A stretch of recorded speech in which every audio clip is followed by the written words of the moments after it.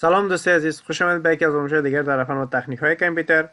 در این آموزش می‌خوایم برای شما یکی از براوزرها رو معرفی بکنیم به خاطر جستجو کردن سایت ها از طریق کامپیوتر. ما می‌خوایم رو طریق نصب و اینستالیشن گوگل کروم آموزش بدیم برای شما. گوگل کروم یکی از بهترین براوزر است. توسط میتونید سایت های مختلف از طریق کامپیوتر باز بکنید. طوری که می‌بینید ما اینجا یک استپ از گوگل کروم داریم، قبلا دانلود کردیم. بالاش راست کلیک کردن از مستراتور گفتیم.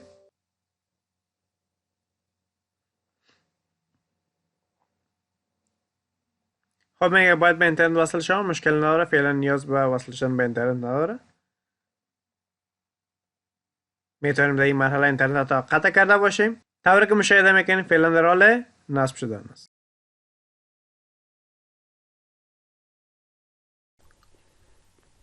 طوری که مشاهده میکنید براوزر گوگل کروم نصب شد. خب میگه باید آپدیت شود.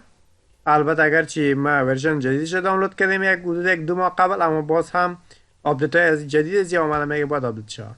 ما فعلا آپدیت نمیگیم، گیت استارتد میگیم. و در اینجا بر ما یک پیشنهاد بده، میگه کدام سایت ها را میخواین که پین بکنین در بالا که با سادگی از طریق کلیک کردن به اونا دسترسی پیدا کرده بتونین. ما 4 سایت جیمیل، یوتیوب، مپ و ترنسلیت تیک مارک کردن نکس میگم.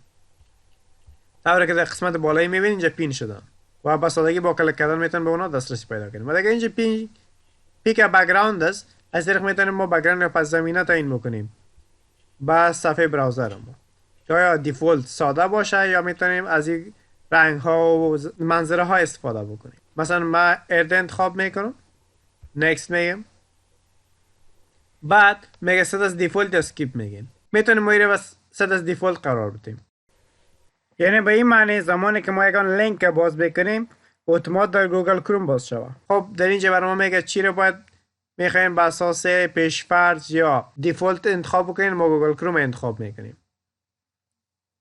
حال میبینید انتخاب شد. میتونیم ما تغییرش هم بدیم. ما میگیم نه، گوگل کروم باعث یک برنامه پیشفرض درست است. یعنی اگر به یکان لینک کلیک میکنیم اتومات در داخل گوگل کروم باز شود. چون امکان داره چندین براوزر در کامپیوتر ما نصب باشه. و حالا کانتینیو میگیم.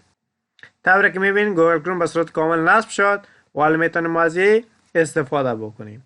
و در قسمت سرچ نام هر سایت را تایپ کنیم. ببین در حساب شرکتش آمده، بازش میکنیم. طوری که میبینید کاملا به صورت دقیق نصب شده. امید است از این ویدیو ما خوشتان آمده باشه. ویدیو ما لایک بکنین، چنل ما رو سابسکرایب بکنین و زنگوله رو فشار بدین تا ویدیو جدید که آپلود میکنیم اونا رو هم مشاهده بکنین.